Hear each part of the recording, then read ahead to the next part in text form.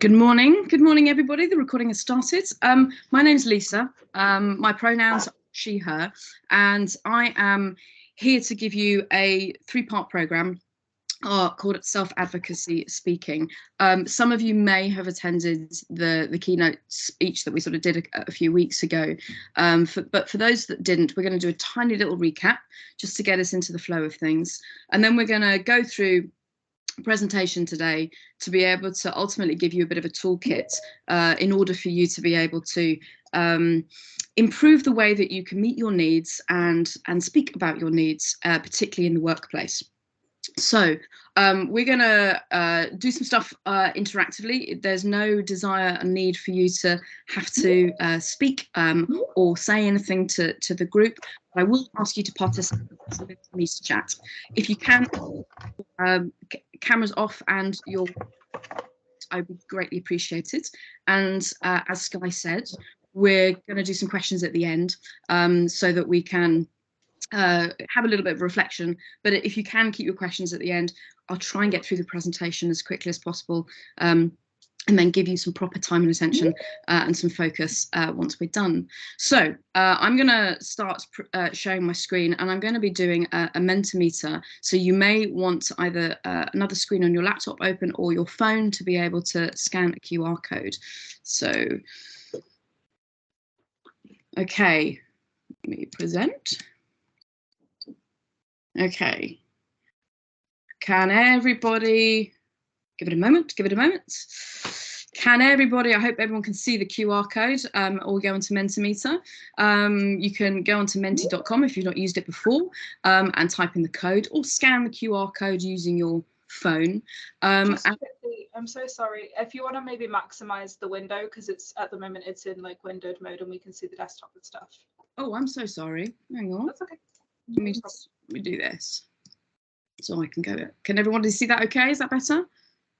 Yeah, that's better, I think. Okay, fantastic. Okay, so you go into the QR code, and when you're ready, we are going to go to the first question. Hopefully you've seen this question. And of course, welcome, wonderful humans. I would love to know just how you're feeling today. Total honesty. It doesn't matter. Yes, I'm totally with you with the word tired. But anything counts. You can put whatever you want in today.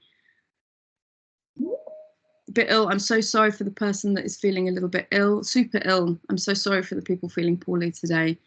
I'm hugely grateful that you turned up despite feeling poorly. And thank you for the person that's excited and the person that's feeling wonderful. That's really nice and positive to hear today. So thank you for adding that. Drained, I feel you, sleepy, tired. Yes, absolutely. It's been a long week. Done with the week. Thank you for your brutal honesty. I agree. Okay, so this is a reason why we're sort of doing this, which I'll explain a little bit later. But it's nice that you be able to share your genuine feelings today. And thank you again for being honest. Anybody else want to add any more responses? Nope, 35, amazing. Okay, I'm gonna stop the screen share for a second and we're gonna go into the other presentation. We're gonna need Mentimeter later on today, so if you can keep that code, that would be very grateful. I am going to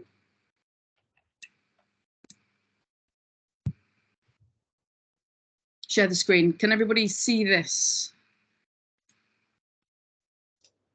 Yep. Amazing. Right, I'm gonna make it a little bit bigger for you. Okay, so don't take it personally. That's kind of how I started all of this work and how I wanted to find a nice way to connect. I wanted to find a phrase that a lot of people may have heard before. Either you've heard it said to you or yourself have said that phrase. And what we're going to do today is slightly unpack this a little bit.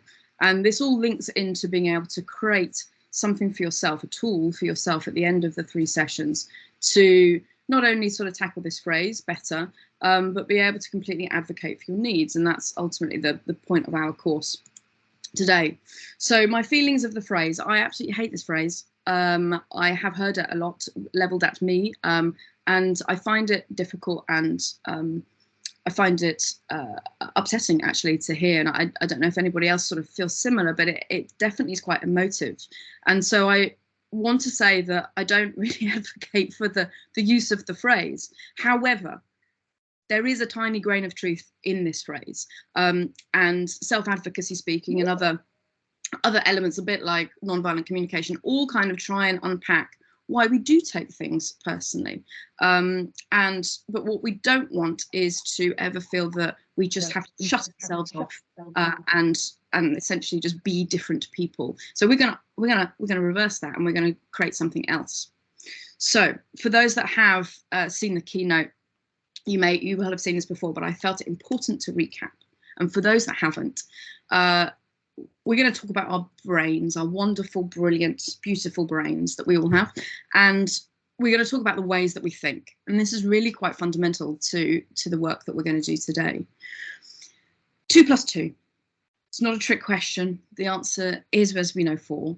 And it's something that we learned when we were young as children. And because it's a common math problem, that it's something that has become very instinctive as we know what the answer is. We really don't sit there going 1, 2, 3, 4. We generally just know the answer to this. And that is an example of like a fast thinking bit of our brain. We just instinctively know what it is. And the other side is this: 317 times 928. I would ask you what the answer is. I have no idea. Maths is not my strong point. But also when we ask these questions, and for those that excel at maths, this might be a very simple problem to solve for you, but for the majority of people, this is something that we actually have to stop and take time to think about. So we engage an entirely different part of our brain when we do this, the sort of slow thinking part of our brain. And it's really important that we differentiate between the two, because actually how we communicate and how we navigate the world is always a combination of the two ways that we use our brain. So when we are slow thinking, we actually try and use different methods. We try to stop to consider something. We might utilize other learnings, other methods that we might have kind of employed to figure out that maths. We might use an external aid, like a calculator in this instance, or we actually might ask for help for somebody if you've never kind of come across a problem that is complex that you have to solve. So when we get into this slow thinking, the 317 times 928 mode, we have to engage different parts of our brain. And in doing that, we have to draw on different resources. So we generally don't draw on our instinctive behavior. Our instinctive behavior comes out in the fast thinking, where we use judgment and we use assumption and we evaluate very quickly and we become very energy efficient and we're very reactive. Now, these parts of our brain are incredibly useful to our survival. They're essential. When we see danger, we know to move out of the way, for example. So the idea of the brain is always to try and be as energy efficient as humanly possible. And so the idea is that you try and get to the answer as quickly as possible. You take all of your previous knowledge stored in your brain and you go, I know what the answer is. I've seen this 1,000 times before. Boom, there we go. I don't even have to think about it. And the brain is super happy because you've made it incredibly efficient and it can use its energy elsewhere. And actually, the whole body is actually designed to be as energy and efficient as possible, which is generally why we do things that we want to do. So when one has to do one's tax or accounts, one generally doesn't want to because it's quite a draw on energy. And when we want to play and have social fun, it's generally like, yes, let's go for it, because it's not going to be quite so taxing on our brains, no pun intended. So when we speak words that use evaluation and assumption, so that sort of fast thinking brain, we end up hearing something that we don't like often. And sometimes we hear judgment and criticism when we sort of speak those words of evaluation and assumption. We hear judgment and criticism. I think that's quite a common dialogue between human beings. So you will hear criticism, judgment, negativity. If someone is made a quick assumption about you, you will then react probably emotionally to that. And what we like to call that is a disconnect. So we become disconnected with each other. And that's something that we really would like to avoid, because it's very hard to navigate the world if we are disconnected with everybody. So judgment and criticism is something that we hear when people speak the words of evaluation and assumption. So what we say and what we hear can be incredibly disconnecting. And so when we are disconnected with people, we take things personally. And that's really essentially when the don't take it personally is the code for we're disconnected in this moment. As opposed to a lot of people think that when we take things personally is the fact that we're too close, or that we are too intimately connected with somebody. So actually, this is almost about being disconnected with people. Okay. So when we are connected to each other, we generate empathy. We can positively challenge and effectively eliminate bias, advocating our needs safely and meaningfully. So the aim for all of this is to actually find a language of connection, because we would like to generate empathy with people to essentially not just eliminate conflict, but be able to navigate conflict much better. And eliminating bias, well, the bias does come from the assumptions and the judgments that people make, and we would like to eliminate that. And we'd also like to advocate for our needs, and we can only do that when someone's truly listening to us.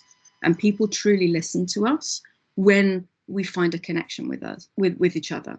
So it's a kind of a deep psychological kind of take on this, but it's really important to understand that you shouldn't just be striving to be better or to be friends with somebody or to be nice. The aim is actually just to be connected to somebody, and that can come in a very happy space as much as an angry space. So we call it self-advocacy speaking because it's the language of finding connection. And so the aim is to find connection with yourself first, as well as with everybody else. And this was introduced in the keynote, but what we'd like to offer to you all is, by the end of the 3 sessions, is to have created what we'd like to call the human handbook. And the human handbook is a guide to connecting with me. So it's going to be a physical, tangible template that we will work through from today's session to the third sessions in December, so that you are left with, starting the new year, with a set of materials that could really help you understand how you connect with yourself, but also what you're asking of others to improve the level of connection with you and the people that you work around with. So the aim is always a guide to connecting with you. So you will have seen this in part in keynote. If you haven't, this is my human handbook. This is my way of doing it, and it's just simply my template. It's just not necessarily the template that I would ask anybody else to create, but I wanted to show the full range of things that you could include in a handbook that tells others how to connect with you. And I have listed it as the guide is for people who are new to working with me. I'm happy for you to know and to talk to me about all of this, because I think it's helpful for all of us. So it's an invitation to go, here's some stuff about me that's important that you know, and to open a dialogue. And all of this information I would be happy to share with anybody, but I felt it important to put it into one place. And so that I could put it in my email signature, for example, or I could have a meeting with initial people and share some of these ideas. So it includes my working hours, because I think that's important, but also my communication preferences, which is what we're going to start looking at today. And what I need is going to be next week, next sessions. And my learning style is something that we'll get to in the 3rd session. We'll also include how you respond to information instructions, being in meetings and receiving feedback. So it's a kind of a broad range, essentially, of like what you like and what you don't like at work, but structured in a way that helps people understand you a little bit better, and for you to assert what works for you and what doesn't. So it's not a document to excuse or to kind of have to make excuses for however you may be at work and however your behaviours and actions manifest themselves and what your needs are. So the aim is to assert in a very positive and empowering way, this is who I am, this is what I need to be able to do my job and get on with the tasks and to get on with people I work with. And it's a respectful way of going, these are my boundaries, please respect them. So that's what we're working towards. And we'll go into that a little bit deeper as we go through the sessions. But for today, we're gonna work on the first part so we can get the communication preferences sort of a bit more locked in. And classic iceberg model. Who doesn't love an iceberg model? I mean, it's used all over the world in all many contexts. But for this, it's a simple method to say that what you see up top, the behaviors, the words that we say, and the words that we hear are simply a tiny little bit of what might be going on. And it's true as a way of thinking that about everybody. So how you may present to the world what you might be feeling, the words you might be saying, don't necessarily truly reflect the full picture, and the full picture of you and others is underneath the waterline, which is often much bigger than the little bit that's sort of sticking out the top that we see as the iceberg. And so sometimes our psychological needs, and that's how we refer to it, our psychological needs, like really what we need as people, is often hidden. And I think particularly in workplaces, and I myself have had that, having spent years in the film and TV industry, your psychological needs feel like they have to sort of be left at home before you come to work, or kind of like they're at the door, they can't enter the workspace. And that can be very upsetting and disruptive and uncomfortable. And it can be quite damaging and traumatic for people. So it doesn't mean that you need to share everything about yourself if you don't feel comfortable, but it's important that we recognise there are lots of psychological needs underneath before we get to it. Just a little bit of experience. Microphone on, thank you. Okay. I turned the iceberg into a simple shape because I am a designer by trade. So I love a triangle. So you're going to see a lot of triangles from me, but I wanted to change the iceberg into a structured model that gives you something visual for you to hopefully work with and continue to use in all practices of your life. Some of you may have seen this before, but this is essentially an idea of taking the visible and the hidden. And what we're going to do is we're going to go deeper and deeper and deeper to the bottom of the iceberg. And the aim is to break up the iceberg into chunks, into 4 chunks here: observations, feelings, needs, and requests. And the idea is that we start at the top, but we keep going until we get right to the bottom, when we really truly know what it is that we're asking of people. Often we just stop at the observations. Often we may discover our feelings, but we never quite get to talking about our needs. So the aim is to kind of keep going, and that's what this session is going to help you begin to do, to start going a little bit deeper so that you can get to something a little bit more meaningful that actually might enact some change, particularly when someone levels the words "don't take it personally" at you. So now it's a little mini recap of what was said before in the keynote, and will get us into the stage 1 of today. So we're going to look at the first 2 parts today. We're going to look at observations and feelings. The next 2 sessions are going to be the next one. The second one is going to be on needs, and the third one is going to be on the request. But we're going to do the first 2 today. There's quite a lot to pack in, and I appreciate it might be a lot of information, but obviously we're going to share this information and have it recorded, so you'll always be able to go back to these models and these words at a later date. So I'm going to ask you now to go back onto Mentimeter, if my computer will play ball.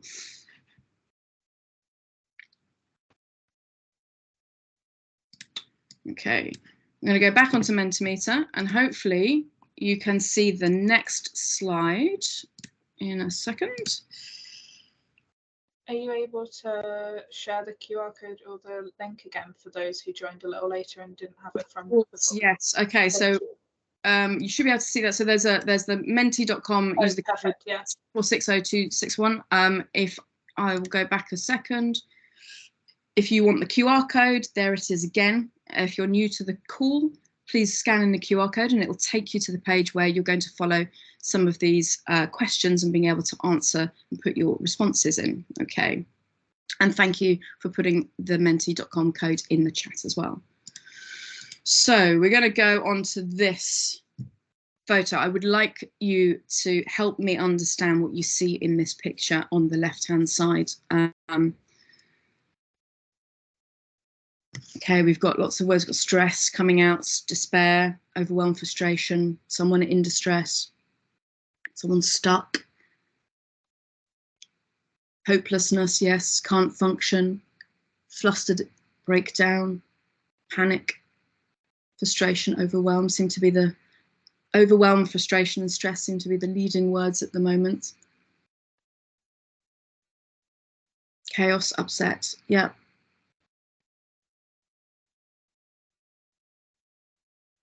Okay.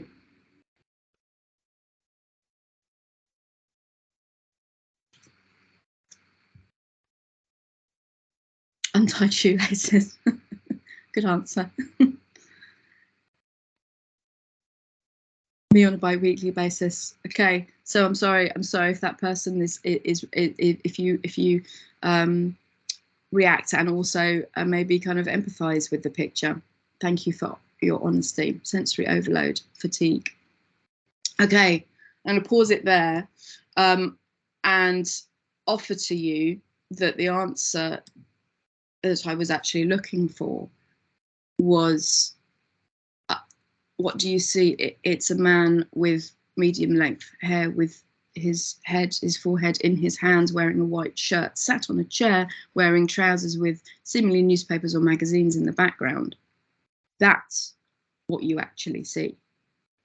And so what's interesting that a lot of people are conditioned to see this image and automatically assume that there is an emotional state at play, when really this is ultimately a man with his head in his hands, sat on a chair, with newspapers and magazines behind, wearing a white top.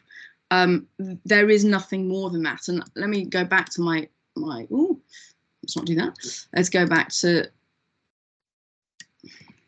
the presentation, and I'll show you that we think our observations, what we see, and what you said you saw, which was a lot of loaded emotional words about overwhelming frustration, panic, stress, that actually what you were really seeing were evaluations. You used your 2 + 2 = 4 brain part with your fast thinking to make an evaluation of that photograph, when actually it was simply an observation. You had no idea what actually was going on in that photograph. And this is something that we're all conditioned to do as we grow up.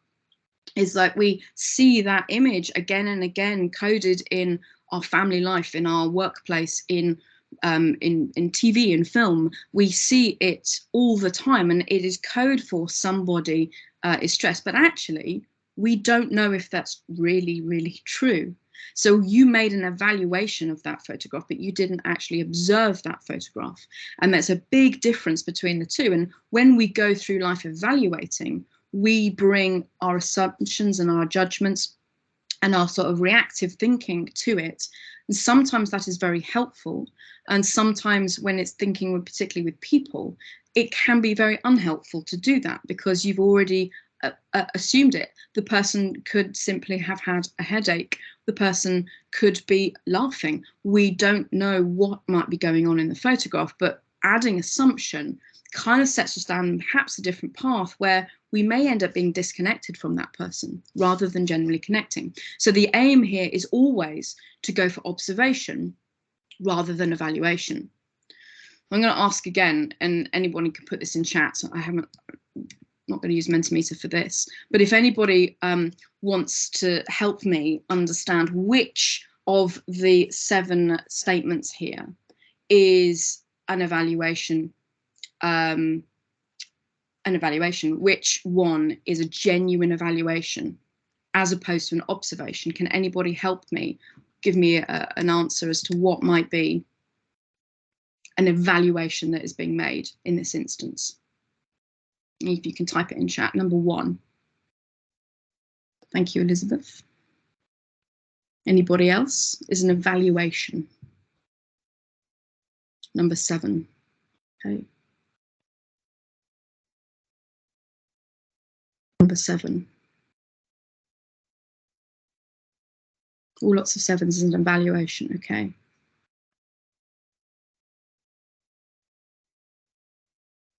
Number 3. All of them. Okay, this is a range of answers in number 2. Okay.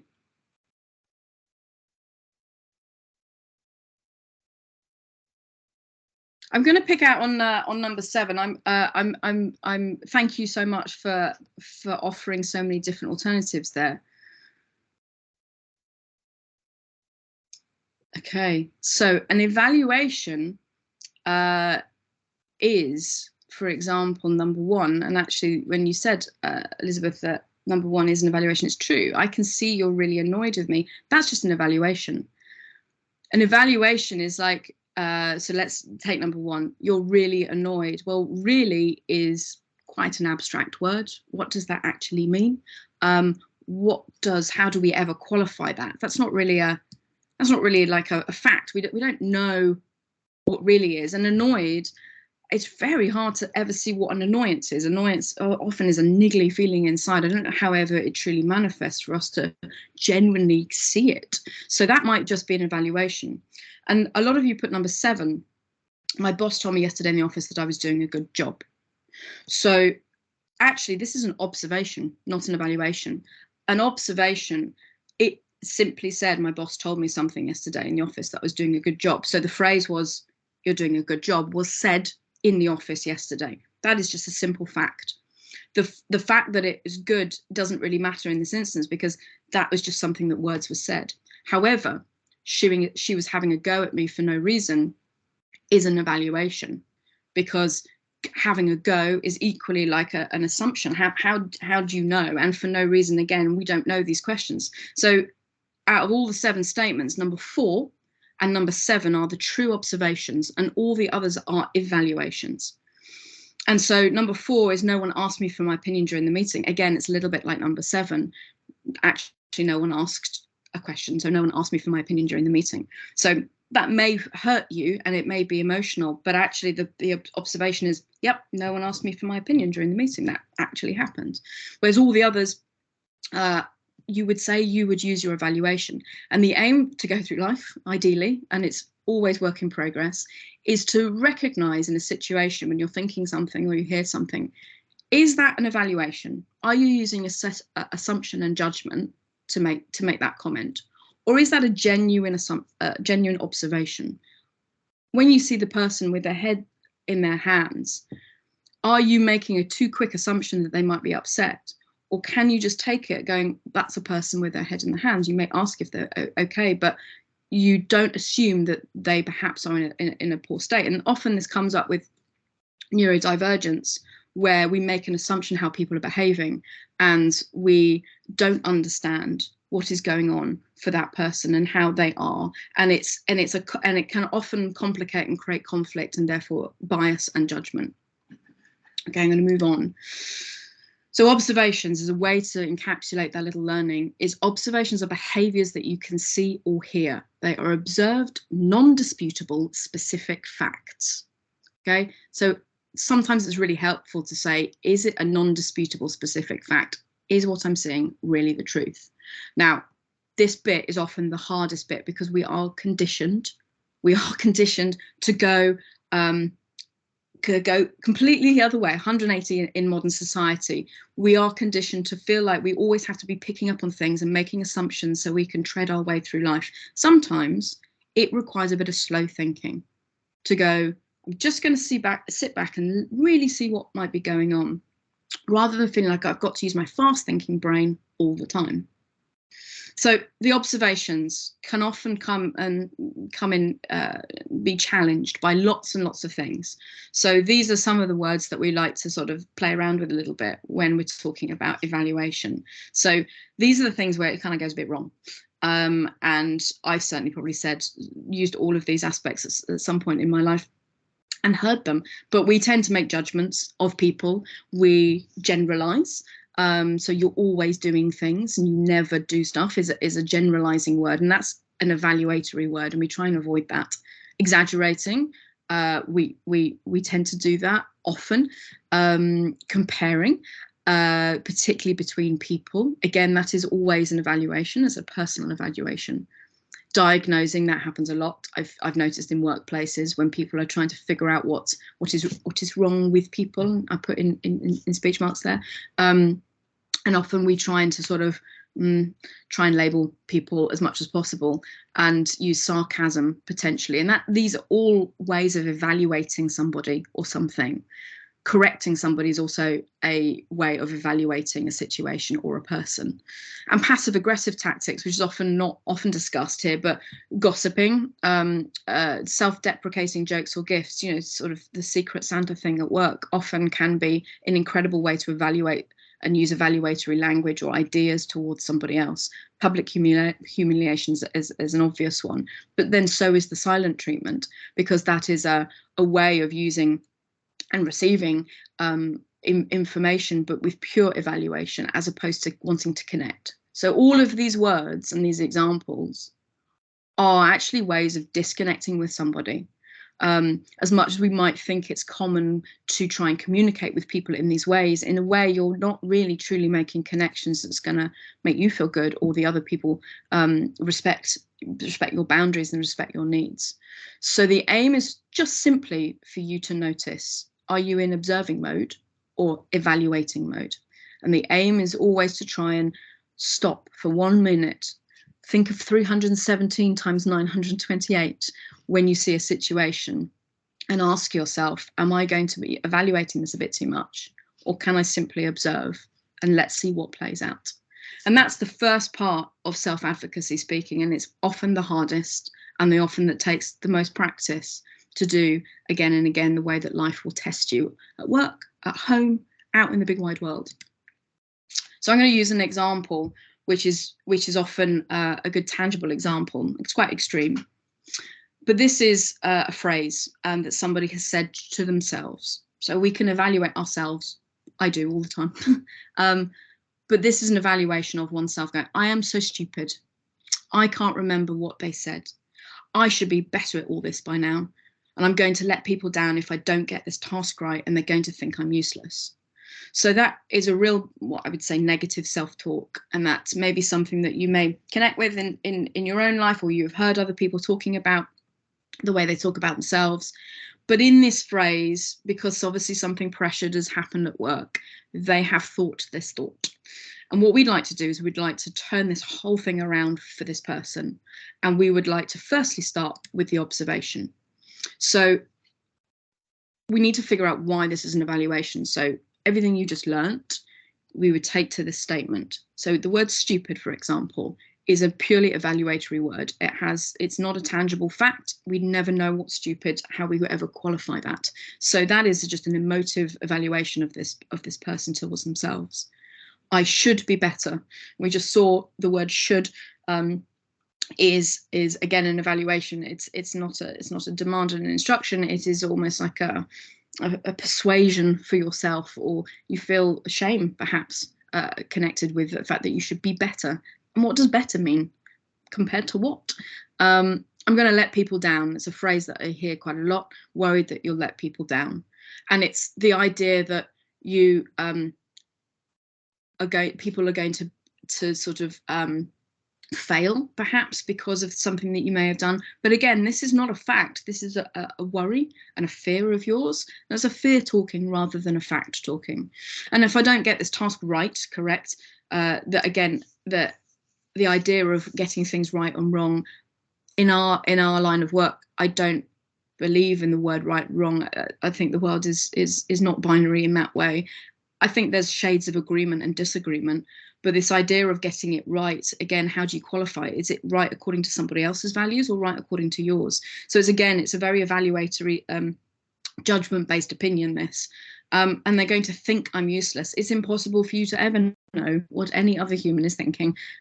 So again, that cannot be an undisputable fact. And useless, similarly, how do you qualify that? So in this phrase, there are lots of little markers saying that this is essentially filled with evaluation and judgment. And you're probably going to feel really upset by thinking this, and potentially unable to get out of that little cycle of thinking. So this is how we turn it around. So this is actually how we take the whole thing and we turn it into a genuine observation. I have been given instructions for a task, but I cannot remember the order in which I'm to follow the instructions, so I don't know how to complete the task. That is simply the facts of what happened. This person couldn't remember the order heard the task, but couldn't remember the order in which to do it, so couldn't complete the task. That is simply an observation. There is no worry of fears of being stupid or letting people down or getting it right. It's actually very factual. It's the order of the tasks that weren't remembered. And so therefore I can't complete. So this is a problem. So now we need to share this problem, and we would need to solve this problem so we can complete the task. But we need to go one step below the waterline now, and we need to deal with what are the feelings, because just simply having these observations is going to generate a set of feelings, and it's so important that we call this out for ourselves, and we sit with our slow thinking brains going, what are the feelings here? So feelings are genuine emotions that you are instinctively have inside your body. I think feelings live throughout your body. It's not simply just in your brain. You will know feelings happen because they might elevate your heart rate. You might cry, your skin might get hot, your body might ache, or if you're angry, you might tense your hands into fists. There's lots of ways that we can connect with our feelings. But we're wonderfully brilliant as humans at going straight to our brains and going to thoughts. And rather than feelings, we love to go to thoughts straight away. We love to use our fast thinking brain. So thoughts are how we interpret other people's responses and actions. So it's almost like rather than sitting in our feelings, we love to interpret other people and how they have chatted to us and what they're doing. And we're so quick to go to thinking brains. And in some instances, it's very helpful.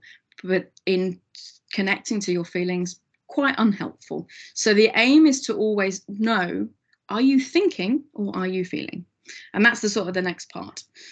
And so feelings and thoughts are very different. So these are kind of like how we would define some of the thinking here, the thoughts, defining things.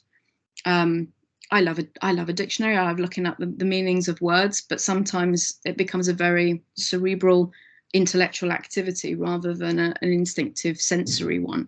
So defining things, when I said I feel like you don't care, that's not a feeling that lives in your body, your nervous system. That is essentially a thought about how you define a situation or a person. Same with catastrophizing. I feel like you would rather be gone. I must mean nothing to you. These are big statements, but they're not genuine feelings. I'd say here the feeling is fear, but actually it's about somebody else. You make the whole thing about somebody else. Entitlement, I feel like I deserve better than what you've done to me. And again, that is again about interpreting other people's actions and what they've said. So the entitlement part is it's almost like you have a feeling in there, but you're actually not expressing it. You're actually saying, I want something else, but you're not naming it. You're just saying, my interpretation of you is the reason why I'm feeling this way. Shoulding, I feel you should know better, again, is a thought. It is not a genuine feeling. I feel like you should know better. And threats, I feel like you're not taking this seriously and you really should. Again, it's, I feel like you're not taking seriously. That isn't a genuine human emotion. That is a threat that you're making to somebody, because obviously there's a discomfort for you there. Again, that could be fear speaking or lack of control. So these are feelings and not thoughts. And often, even every day find myself going, I feel like I should. I feel this, and actually going, no, feelings should be, the word feel should be reserved to what's going on in your body. And when we bypass our brain, our feelings, and we go straight to our brain to evaluate a situation, we get stuck in that disconnecting. This is where all the judgment and assumptions going to live. So we'd like to sort of stop that pattern from happening and just go sit into the feelings.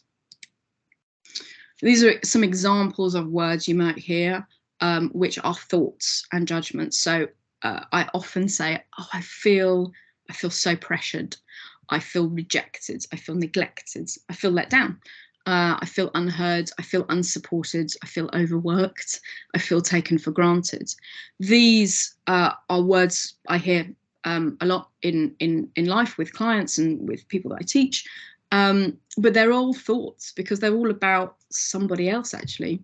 They're not really about what's going on inside your body. Particularly when it comes to rejection. People feel rejected, but rejection in itself is just an act about somebody interpreting someone else's behaviors, where the aim is to feel either anxiety or fear or panic. Those are genuine feelings. So the aim is to kind of go, am I feeling something because it's in my body, or am I feeling something because I'm thinking about a person's evaluation or judgment of me, or how I'm interpreting a situation? So they're two big things to pull apart, and I can tell you it's taken me years to kind of really begin to learn to pull it apart. But once I have, it has made me calmer, and it has made me more empathetic, and it has made me be a bit kinder perhaps to other people and less judgmental. So for me, it really works to be able to differentiate between the two. So some words about feelings. Again, they should always be in your own words, not mine, but some examples here. Feeling lonely, feeling fearful, calm, angry, secure, anxious, frustrated, confused, confident. There's lots of words out there. So I would like to invite you to help me understand what words might be useful to you to use in this instance. So we're going to go back to Mentimeter, and we're going to go to the next slide. So I would like you, if you can, to describe a feeling that you've experienced this week. It can be a positive or a negative one, in your opinion. I would love you to be honest if you can, but also to go, is this a genuine feeling or a thought? And to really call it out amongst yourself, going, what did you feel that wasn't anything to do with interpreting other people's actions?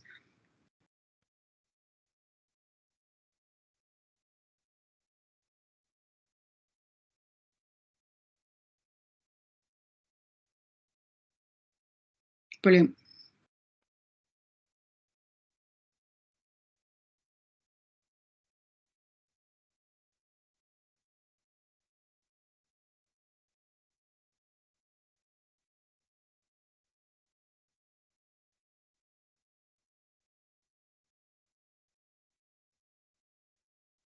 It's amazing how many emotions the human beings have.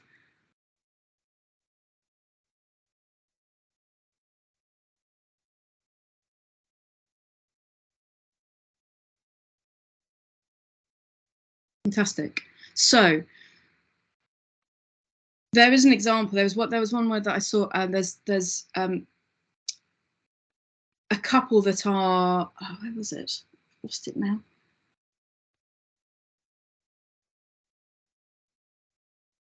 So ignored. Ignored is an interesting word, because ignored is an example of where it requires another person. So you can have some feelings that are connected to ignored, but ignored is actually entirely reliant on interactions with other people. So there could be a better way to uncover what might be sort of under that ignored. So that could be a sense of loneliness or isolation, or it could be generating senses of anger and frustration. But generally, all those words are wonderful, and thank you for being so honest and sharing how you felt this week. But it's important that, and I'm really excited that you all able to kind of really call out some of those feelings that must have lived in your life this week and lived with you. So always try and remember that your feelings are yours and yours alone, and nothing to do with how someone else has made you feel. Okay, I'm just going to go back to this. We're going to go to the next part, which is going to help you. Okay, so these are the feelings. I am feeling confused and anxious that I don't understand the instructions, and I'm sure how to ask for help. So this is really what's going on for this person. They have been given the instructions for a task, but they can't remember the order in which they're to follow the instructions. So this is a problem. But we want to know what this person's feeling. It's really important, okay? Because obviously they're not in a good way. We've been able to kind of get to the tangible facts of what's going on, but the feelings are feeling confused and anxious. That is what is generated for this person. They don't understand the instruction. They didn't understand the order. And actually now they're feeling also unsure about how to ask for help. So it's really important that we actually got to this person what they're really feeling and what they really need. And that's the place to get to today with these are the feelings. So we went from somebody with a lot of negative self-talk, from being therefore able to go, do you know what? I actually am feeling confused and anxious. And it's okay. You don't have to justify it. You don't have to apologize for it. It's important that you go, I'm feeling confused and anxious. I didn't understand the order of those instructions. Don't know what to do next. So that's where we can start thinking about our needs and our requests, and that comes next session. So this goes then into your big template of your human handbook. How does everything we've just done really translate into you starting to put down what you want and what you need and what you want to communicate and connect with people? So what I'd like to do today is start with the communication preferences. And that's probably the easiest way to start. And these are mine. I do actually quite like a phone call from people, but I really hate voicemails and voice notes. So I have an auditory processing issue, and I cannot retain audio information very easily at all. And actually voicemails kind of slightly freak me out, because I kind of got to get pen and paper, I've got to make notes, and I find it very hard to keep up and respond. So, but a dialogue I find quite easy on the phone, because I think I can be in more control of it. So that email, look, we've probably all got an overload of emails, but I do quite like having written information, particularly on bullet points and things, so I can extract it and in my own way, in my own time. But I've become much more boundaried about like when I check my emails, so I don't have burnouts, but also being honest about how long I'm going to take to get back to somebody. I worked in film and TV where if you didn't respond within like 45 minutes, like all hell would break loose. So I've kind of stepped away from that world and decided that I can set my time parameters, and if it doesn't work, then pick up the phone and we can deal with the problem. And then I hate WhatsApp groups personally, and I don't like group chats. I get overwhelmed when I see my phone and it's just tons and tons of notifications. And again, contacting me via social media is not my favorite. So in all of that, I realized that I was having quite an emotional response to things. So like I'm having an emotional response if someone sends me a 17-minute long voice note. And so I've learned to recognize that feeling, and I don't like it, and it doesn't work for me. And I don't feel like I should just get over myself and just try and make it better. But everyone's going to have a different answer to this, and that's brilliant. But it's really helpful, particularly in a team, and particularly if you're managing teams, to appreciate and be empathetic that everyone will have a completely different answer and feel different about these different modes of communication. And just because you're working for a company or a team doesn't mean you're comfortable with a way of working, therefore everybody else should be. So the aim is to be making a space that people will have different emotional responses to the ways that we communicate. And in the world of work, there's a lot of channels now in which we communicate on. So I want to ask your words. These can never be mine, so they have to be yours. We're going to go back to Mentimeter, and we're going to go through a couple of quick fire questions.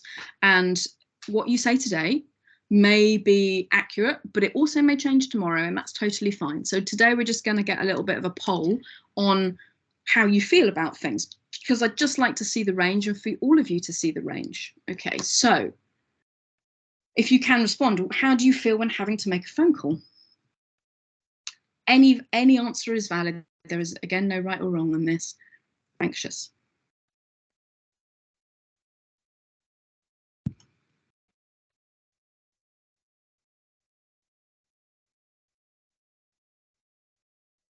Meh, I love that.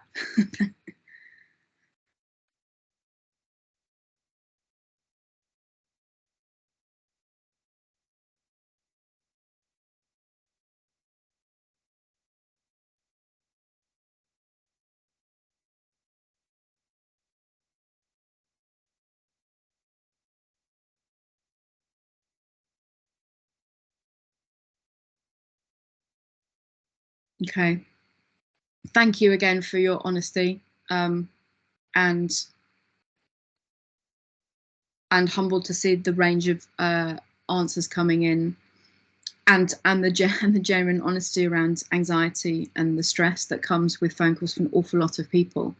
And so if I was managing a team, particularly when I'm busy, and I remember running huge departments, I would never sit and think about this until I trained in all of this and understood it differently. I would never I would just be phoning people left, right, and centre, and I'd never stop for one moment to think, you know what, some people really hate phone calls, and maybe there could be a better way that I could communicate some information, or I could ask them first, is this a good time to have a phone call? Is this the right moment?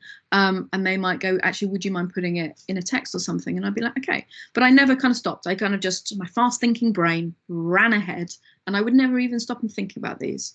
So, and lots of people have to find ways of navigating phone calls. And so it's a little bit difficult to just make the assumption that phoning is just standard and it's neutral and it won't have any emotional response to people.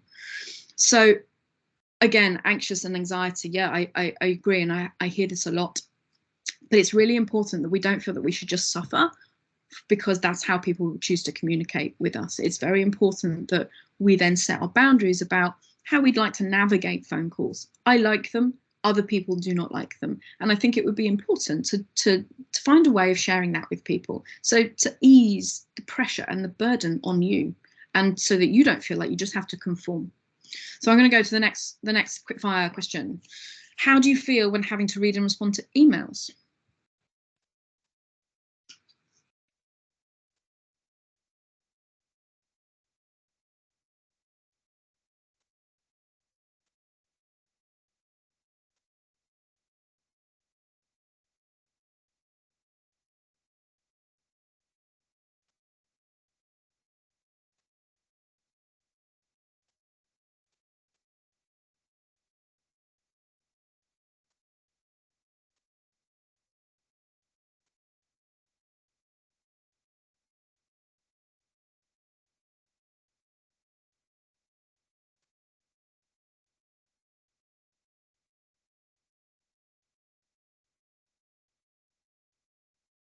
That's a really interesting.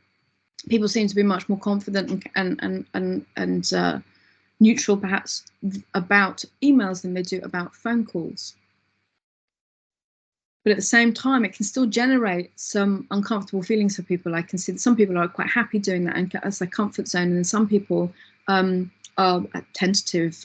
There can be feelings of self-doubt creeping in there, and pressure for people, and uncertain. So it can be different for absolutely everybody, and it's a different feel and a different vibe from the last question, but it's clearly showing that there is a big range in here. I kind of probably feel more comfortable answering emails, but do I want to sit down and do them? No, I find it exhausting. I find it exhausting sometimes to have to organize my thoughts and try and be succinct and try and put it down on paper, and also get really worried about tone and like punctuation and like, should I sound happy? Do they think that I'm over the top? Do they, you know, it's a lot of self-doubt for me, and my inner critic kind of creeps in a lot. So, okay, I'm going to leave it there. That's good. I'm going to go on to the next question, but it's really, and I hope you can all see that everyone's having a different response, which means not everyone's just going to be okay with emails. Then it also, you know, is the context of emails. Are they lengthy chunks of text? Is everybody doing lots of threads? Is it essentially like different email per question? Do you put all the questions in one go? They will also then generate a different set of emotions to people. Okay, last question. How do you feel when having to communicate on WhatsApp or social media channels? I've already said that I'm not a big fan of WhatsApp, but I'd be interested to know what you all feel. Love it. One-on-one is fine. Okay. Pressure to answer quick. Yeah. Annoyed.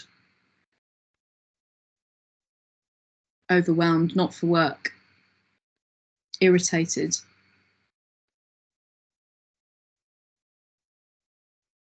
Hated if it's for work. Pressure to, yeah. So it's, again, look, we're getting some people that love it, and some people that feel it's a comfortable place for them, and some people that it's an overwhelming and stressful place.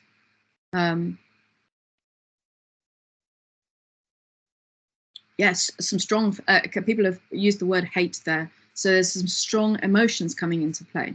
Pestered. You've left most of them. uncomfortable, disorganized, irritated, unprofessional, great for social, rushed. Again, huge range of emotions there. And again, thank you for using all of the feeling words, because it's important, again, that, again, not making the assumption that everyone's okay with WhatsApp or social media channels, and sometimes it can be incredibly overwhelming. Again, when you're in a team or even in a social group of friends, to not assume it's all right for everybody, and maybe to navigate what might be better for you. And if it's not okay for you, what we're going to do is teach you how to be able to ask for setting your boundaries if you feel that that's a difficult thing to be able to do. But I really, again, I'm very humbled and grateful for you to be able to be honest about your answers for it today. Okay, I'm going to go back to the last little bit of the slide here. So we've got 3 minutes left. Okay, so your homework. I don't like to set homework, but it would be really helpful in your post-session task is always to take everything that we've learned in a session and for you to be able to put it into action.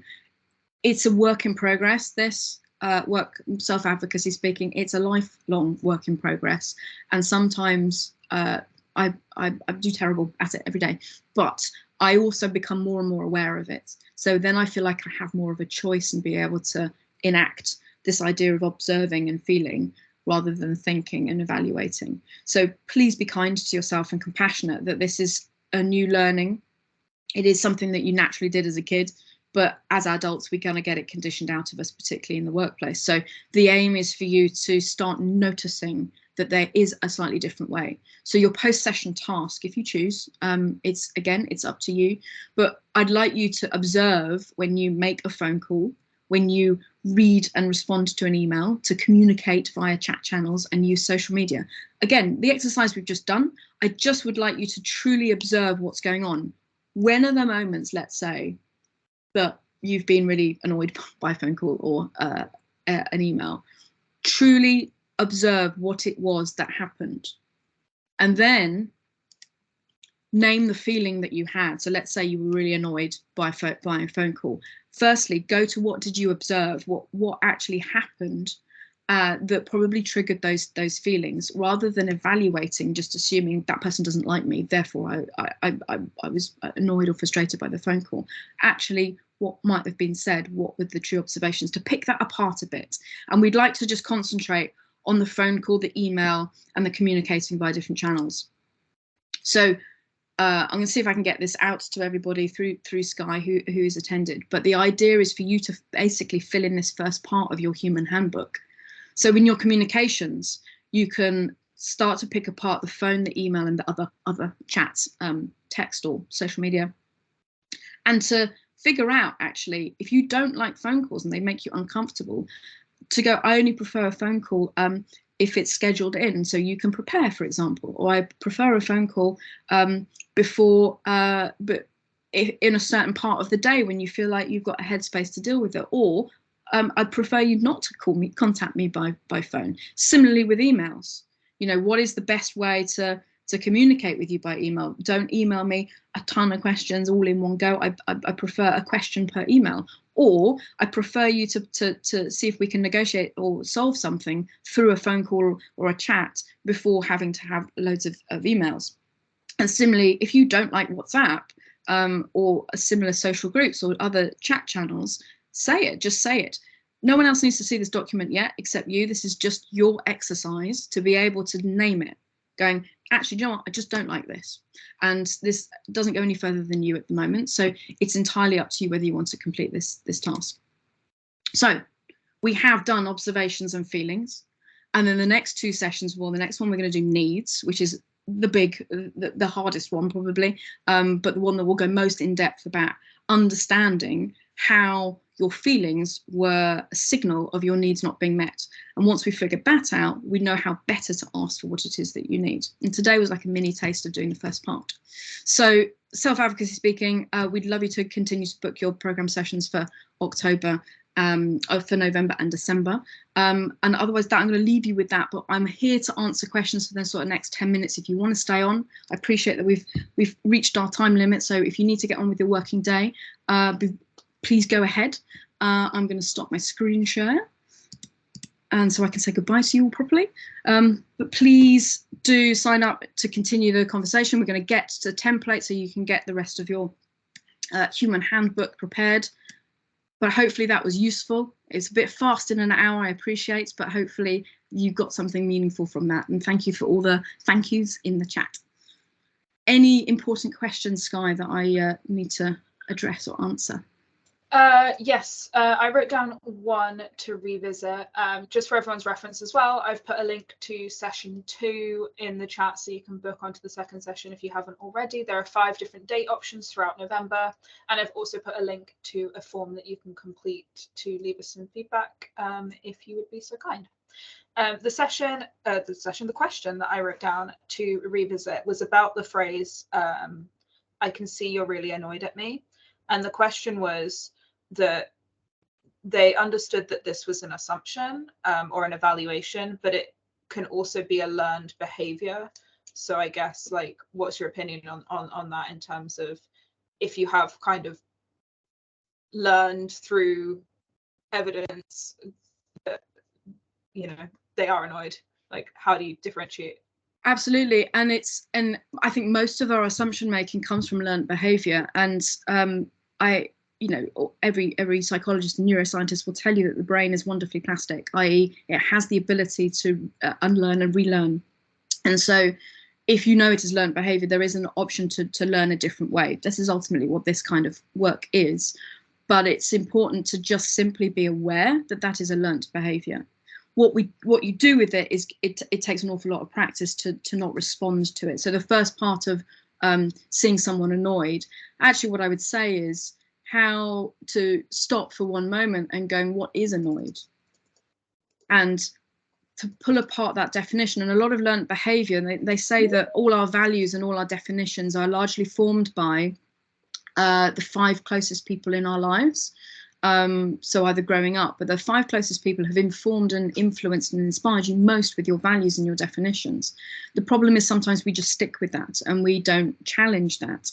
And the aim for this, I think, is to find your own definition of what annoyed might be, and to sort of pull that apart. And I went through a lot of this myself because I was quite fearful at work about upsetting the powers that be.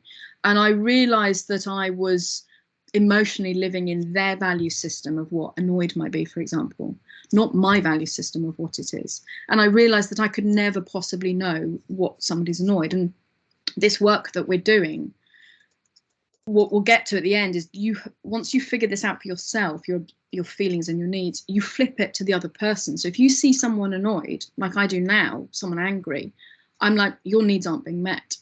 And it's not my job to meet your needs, but I'm seeing the annoyance as it's a feeling that they're manifesting, and maybe they've evaluated something. So it's learning to disconnect yourself a little bit from angry feelings where people are trying to judge you and put on, and to be able to kind of connect more to the fact that they might be struggling with something and they're choosing to express it in annoyance.